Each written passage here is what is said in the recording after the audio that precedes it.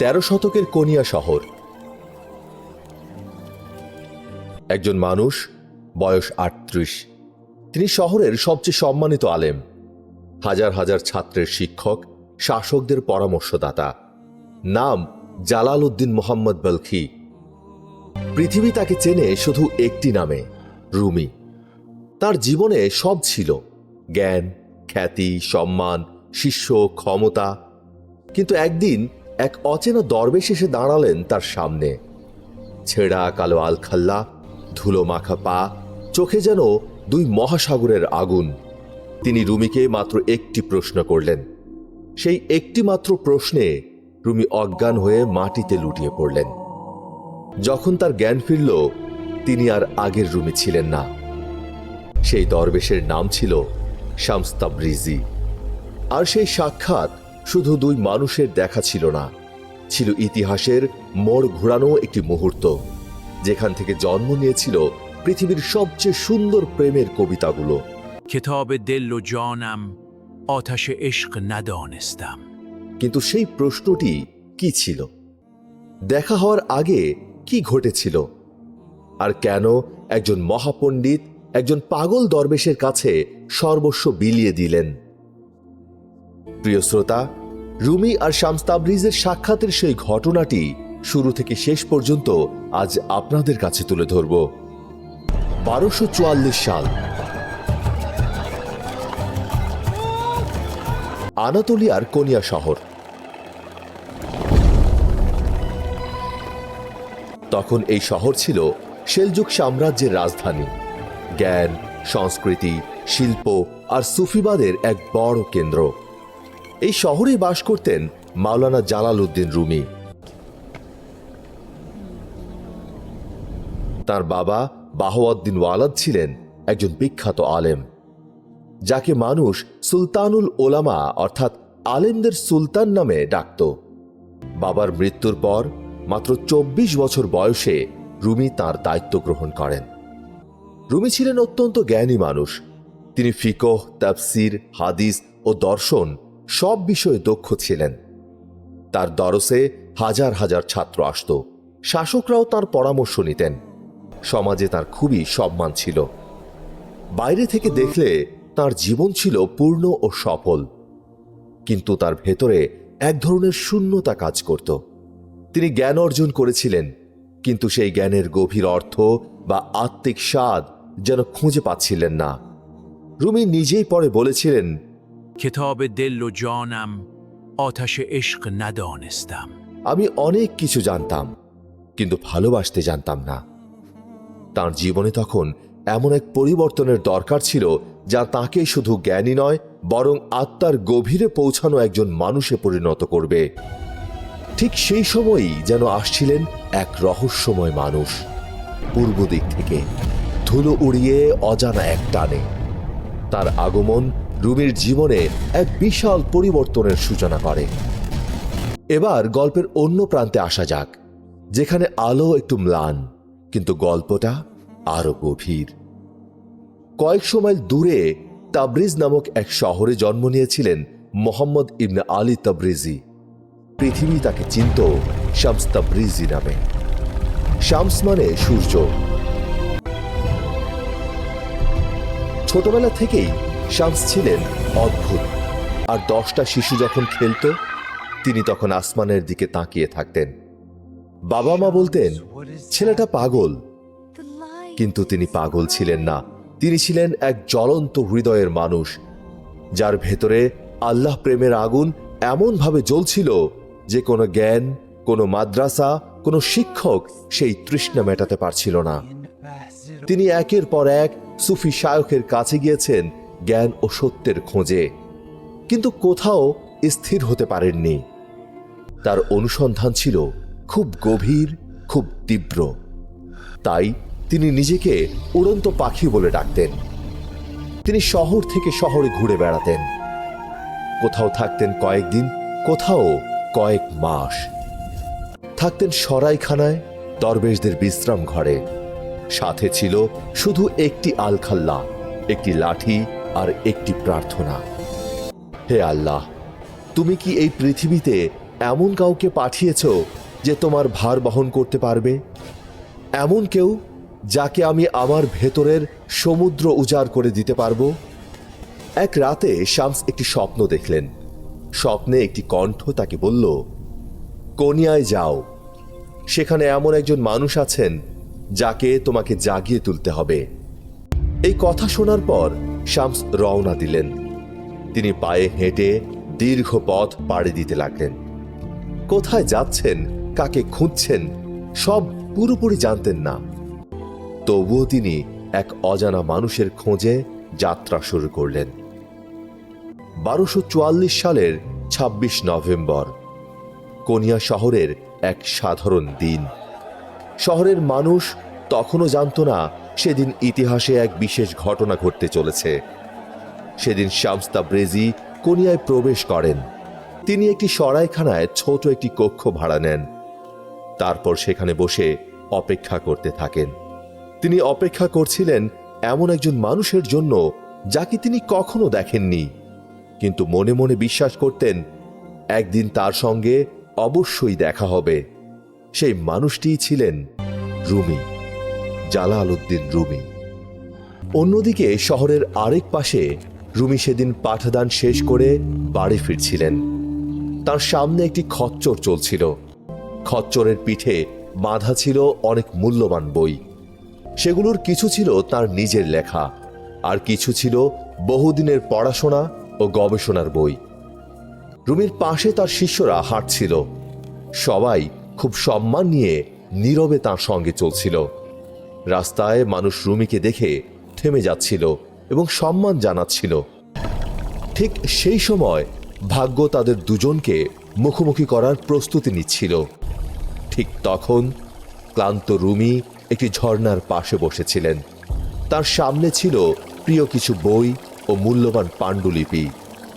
তখন শামস তাবরিজি এসে পাশে দাঁড়ালেন। কিছুক্ষণ বইগুলোর দিকে তাকিয়ে থেকে তিনি জিজ্ঞেস করলেন, এগুলো কি? রুমি বললেন, এগুলো জ্ঞান, কথা ও শিক্ষা। কিন্তু আপনি এসব সম্পর্কে কি বুঝবেন? শামস মুচকি হাসলেন। তারপর হঠাৎ বইগুলো তুলে পানিতে ফেলে দিলেন। রুমি ভয় পেয়ে চিৎকার করে উঠলেন, আপনি এটা কি করলেন? এগুলো তো খুব মূল্যবান। এর মধ্যে আমার বাবার হাতে লেখা বইও ছিল। শামস তাবরিজি শান্ত চোখে রুমির দিকে তাকালেন। তারপর ধীরে ধীরে বললেন, মাওলানা, যে জ্ঞান পানিতে ডুবে নষ্ট হয়ে যায় সে জ্ঞান এখনো হৃদয়ে পৌঁছায়নি। রুমি হতবাক হয়ে দাঁড়িয়ে রইলেন। তার বুকের ভেতর যেন ঝড় বয়ে যাচ্ছে। বছরের পর বছর ধরে সংগ্রহ করা পাণ্ডুলিপি, জ্ঞান সবকিছু যেন এক মুহূর্তে পানির নিচে হারিয়ে গেল।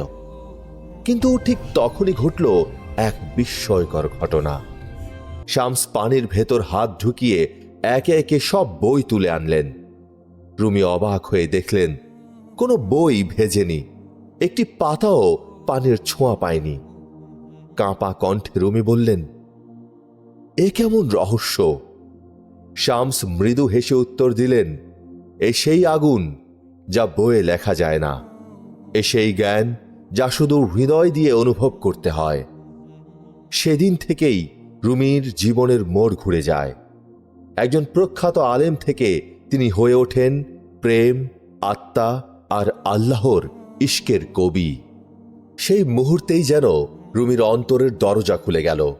তিনি বুঝতে পারলেন শুধু কিতাবের জ্ঞান মানুষকে আল্লাহর কাছে পৌঁছে দেয় না। প্রয়োজন এমন একজন পথ প্রদর্শক যিনি হৃদয়কে জাগিয়ে তোলেন।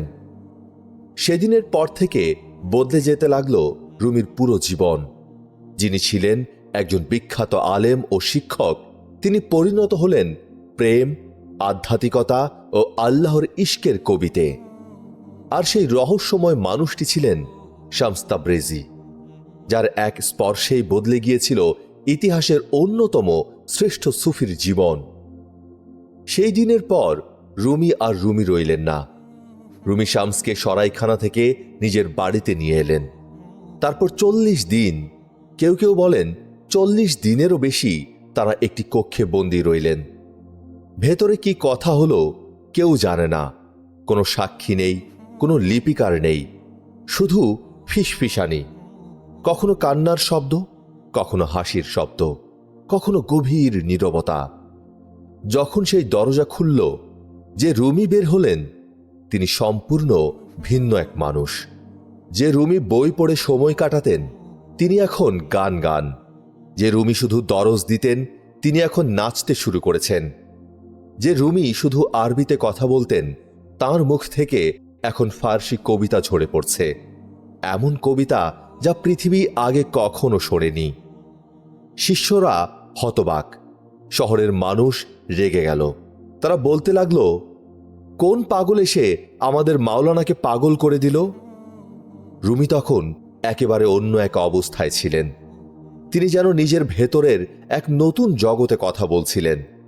তিনি বললেন, আমি একদিন আয়নায় নিজের মুখ দেখলাম, কিন্তু সেই মুখ আমার ছিল না, আবার আমারই ছিল। আমি ছিলাম অপরিপক্ক, আর সে আমাকে আগুনে পুড়িয়ে বদলে দিল। এখন আমি সেই আগুনে পাকাপোক্ত হয়েছি। আমি আগুনের ভাষা বুঝতে শিখেছি। শামস তাবরিজি রুমিকে শিখিয়েছিলেন, সত্যিকারের জ্ঞান শুধু বই পড়ে পাওয়া যায় না। আসল জ্ঞান হল প্রেম। আল্লাহকে শুধু পড়াশোনা করে পাওয়া যায় না, বরং ভালোবাসা ও আত্মসমর্পণের মাধ্যমে তাকে পাওয়া যায়। তিনি আরও বলতেন, সেই জ্ঞানই সত্য যা তোমাকে নিজের অহংকার থেকে মুক্ত করে দেয়। যদি তোমার জ্ঞান তোমাকে বড় করে তোলে, তাহলে বুঝবে তুমি আসলে ছোটই হয়ে যাচ্ছ। শামস ও রুমির সেই ছোট্ট সাক্ষাৎ, যা খুব অল্প সময়ের ছিল, রুমির জীবনে বিশাল পরিবর্তন এনে দিল। সেই পরিবর্তনের ঢেউ আজও থেমে নেই। শামসের সান্নিধ্যে থেকে রুমি লিখলেন দেওয়ানে শামস তাবরেজি, প্রায় 40,000 পংক্তির এক বিশাল কাব্যগ্রন্থ, যা তিনি উৎসর্গ করেছিলেন শামসের নামে, নিজের নামে নয়। পরে লিখলেন মসনবী এ মানবী, 26,000 পংক্তির মহাকাব্য, যাকে অনেকে বলেন ফার্সি ভাষার কোরআন। আজ 21 শতকে 700 বছর পেরিয়ে রুমি পৃথিবীর সবচেয়ে বেশি পঠিত কবিদের একজন। আমেরিকা থেকে বাংলাদেশ, ইরান থেকে ইন্দোনেশিয়া, তার কবিতা মানুষকে ছুঁয়ে যাচ্ছে। অথচ মনে রাখবেন, যদি সেই দিন কোনিয়ার সরাইখানার সামনে সেই দরবেশ পথ না আটকে রাখতেন, যদি সেই একটি প্রশ্ন না করতেন, তাহলে পৃথিবী পেত না এই রুমিকে। আমরা পেতাম শুধু এক পণ্ডিত আলেমকে, যার নাম ইতিহাসের পাতায় চাপা পড়ে যেত। রুমি নিজে বলেছিলেন, আমি আগে ছিলাম কাঁচা, শামস আমাকে পোড়ালেন। এখন আমি পুড়ে ছাই হয়েছি, এবং সেই ছাই থেকে প্রেম জন্ম নিয়েছে। এই কাহিনী শুধু 700 বছর আগের এক কাহিনী নয়, এটি আমাদের প্রত্যেকের কাহিনী। আমরা সবাই কোনো না কোনোভাবে রুমি, জ্ঞানে ভরা কিন্তু ভেতরে শূন্য। ডিগ্রি আছে, পদবি আছে, টাকা আছে, কিন্তু সেই গভীর আনন্দ নেই যা মানুষকে নাচায়। রুমির জীবনের শিক্ষা হলো, কখনো কখনো একজন শামস প্রয়োজন হয়, এমন কেউ যে আপনার নিরাপদ জগৎটা ভেঙে দেবে, যে আপনার চেনা পথ আটকে দাঁড়াবে, যে এমন প্রশ্ন করবে যা আপনি নিজেকে কখনো করেননি। সেই শামস একজন মানুষ হতে পারে, শিক্ষক, বন্ধু, বাবা, মা, সন্তান, কিংবা হতে পারে একটি ঘটনা, একটি ব্যর্থতা, একটি ক্ষতি, একটি অসুস্থতা, যা আপনাকে থামিয়ে দেয় এবং জিজ্ঞেস করে, তুমি আসলে কে, কি খুঁজছ? কিন্তু মনে রাখবেন, রুমির মতো সেই শামসকে চিনতে হবে। তাকে তাড়িয়ে দেওয়া সহজ, তাকে গ্রহণ করাই কঠিন। রুমি সেদিন যদি অহংকার করে বলতেন, এক পাগল দরবেশ আমাকে প্রশ্ন করার কে, তাহলে আজ আমরা জালালউদ্দিন রুমিকে পেতাম না। তিনি নতি স্বীকার করেছিলেন। তিনি পড়তে শেখা লোক হয়েও শিশুর মতো শিখতে রাজি হয়েছিলেন। এটাই হয়তো সবচেয়ে বড় শিক্ষা। যখন সত্য আসে, সে কোনো সুন্দর মোড়কে আসে না, সে আসে ধুলোমাখা পায়ে, ছেঁড়া আলখাল্লায়, এক অস্বস্তিকর প্রশ্নের আকারে। চেনা কঠিন, কিন্তু যে চিনতে পারে তার জীবন বদলে যায়। রুমি ও শামসের সেই প্রথম সাক্ষাৎ পৃথিবীর ইতিহাসের এক বিস্ময়। দুটি হৃদয় একে অপরকে খুঁজে পেল। একজন জানত না তার কিছু অভাব আছে, আরেকজন জানত তিনি কাউকে খুঁজছেন। তাদের বন্ধুত্ব টিকেছিল মাত্র কয়েক বছর। শামস একদিন হঠাৎ উধাও হয়ে গেলেন। কেউ বলে তাকে হত্যা করা হয়েছিল, কেউ বলে তিনি আবার পথে নেমেছিলেন। রুমি তাকে পাগলের মতো খুঁজছিলেন সর্বত্র। তারপর একদিন বুঝলেন শামসকে খুঁজতে আর বাইরে যেতে হবে না, শামস তাঁর ভেতরেই আছেন। রুমি তখন বললেন এক অমর কথা, যাকে খুঁজছিলাম সে আমারই ভেতরে ছিল। আমি ছিলাম সেই যাকে আমি খুঁজছিলাম। সেই খোঁজ, সেটাই জীবন। সেই প্রশ্ন, সেটাই জাগরণ। সেই সাক্ষাৎ, সেটাই মুক্তি। আজকের গল্পে আমরা থামলাম এখানেই। আপনার জীবনেও কি কখনো এমন কেউ এসেছে যে আপনার চেনা পথ বদলে দিয়েছে? কমেন্টে জানান আপনার শামস কে। যদি এই গল্প ভালো লেগে থাকে লাইক করুন, শেয়ার করুন আর চ্যানেলটি সাবস্ক্রাইব করতে ভুলবেন না। পরের ভিডিওতে আমরা জানব শামসের সেই রহস্যময় অন্তর্ধান। কি সত্যি হয়েছিল সেই রাতে? কেন আজও মানুষ সেই প্রশ্নের উত্তর খুঁজে চলেছে? সে পর্যন্ত ভালো থাকুন, প্রেমে থাকুন। আল্লাহ হাফেজ।